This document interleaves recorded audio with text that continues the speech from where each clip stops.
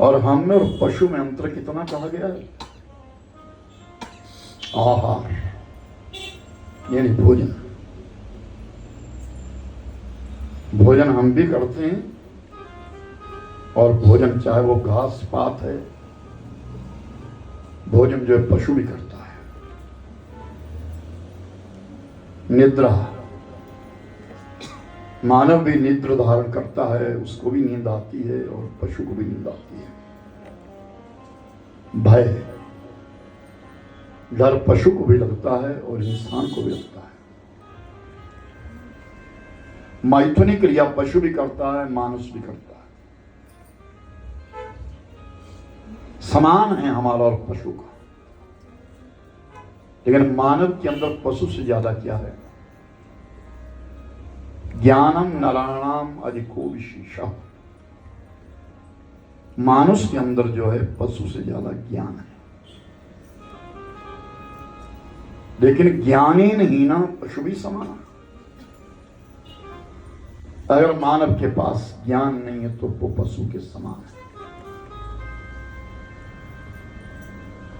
उसे पशु कहा जा सकता है।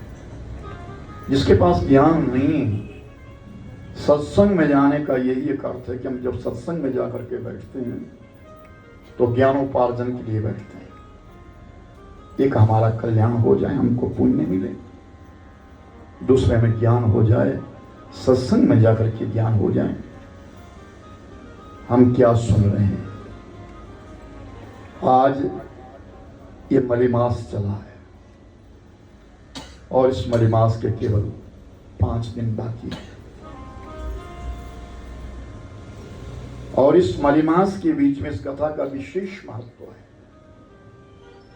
18 साल पहले ये श्रावण महीना मलेमास हुआ था और 18 साल के बाद आज फिर हुआ है। 18 साल बाद फिर होगा। मलेमास तो हर तीसरे वर्ष आता है, लेकिन श्रावण नहीं आएगा। और ये श्रावण महीना भगवान शिव को समर्पित है, इसलिए ये शिव महापुराण की पावन गाथा गाई गई, कही गई, जिसका पुण्य हम सबको मिले। और जिसको जितना जितना समय मिला उतने समय के बीच में इस पावन गाथा का अवलोकन किया। बुद्धिमान लोगों के 5 लक्षण विशेष बताए गए, ध्यान से श्रवण करना। बुद्धिमान कौन है? अपना काम जो गुप्त तरीके से कर लेता है वो बुद्धिमान है।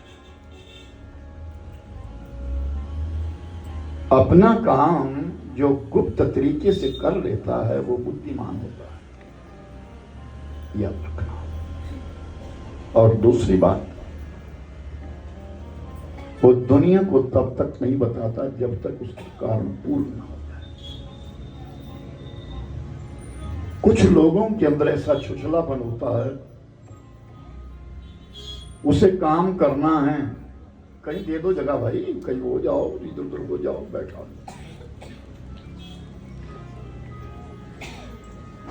बैठ जा बेटे, बैठ जा, बैठ जा, सब ठीक हो जाएगा, बैठ जा। हाँ, कुछ लोग इस प्रकार करते हैं कि अभी काम अगले महीने करना और अभी से उसका पुकार करनी शुरू कर देते हैं, और अगर वह ना हो सके तो फिर उसको मुंह की खानी पड़ती है। वो बुद्धिमता का काम नहीं। तीसरी बात यह है कि किसी से भी उलझना पसंद नहीं करता अच्छा व्यक्ति। जो बुद्धिमान लोग हैं वो किसी से उलझना पसंद नहीं करते हैं, बल्कि किनारा कर लेते हैं,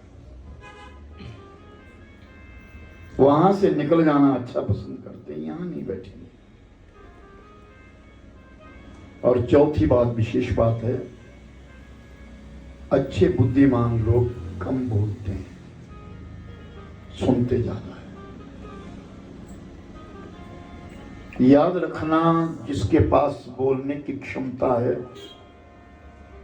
उसके पास सुनने की क्षमता भी होनी चाहिए। हम दूसरों के लिए बुरा कह देते हैं, लेकिन जब कोई हमारे लिए बुरा कहेगा तो हम भड़क जाते हैं। ये बुद्धिमान का लक्षण नहीं है।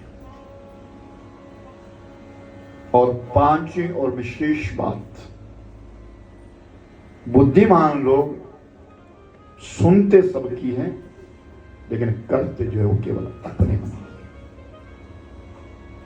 हर व्यक्ति को निर्णय लेना चाहिए अपने जीवन में। सुनो सबकी, फिर निर्णय लो, क्या जो मुझे कहा जा रहा है वो सही है, क्या जो मैं सुन रहा हूं वो सही है। लोहा सबसे कठोर है, अगर उसको नरम कर दिया जाए तो उसका एक सुंदर औजार बन जाता है। चाहे उसकी आप छुरी बना लो, कांटा बना लो, कोई चीज बना लो, कोई भी औजार उसका बना लो। उसी प्रकार सोना है,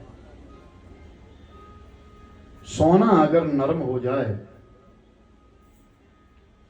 तो उसका जेवर बन जाता है। सोने का बिस्किट लो, आप कुछ नहीं बनेगा उसको पिघलाना पड़ेगा, उसको नरम करना पड़ेगा, और जब नरम हो जाएगा उसमें तांबा मिश्रित कर दिया जाएगा तो उसका जेवर बन जाएगा। उसी प्रकार माटी है, मिट्टी कितनी कठोर है,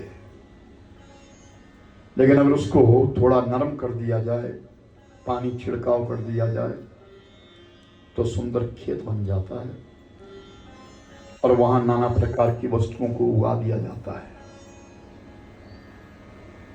ठीक उसी प्रकार अगर इंसान के अंदर नम्रता आ जाए, इंसान अगर नम्र होना सीख जाए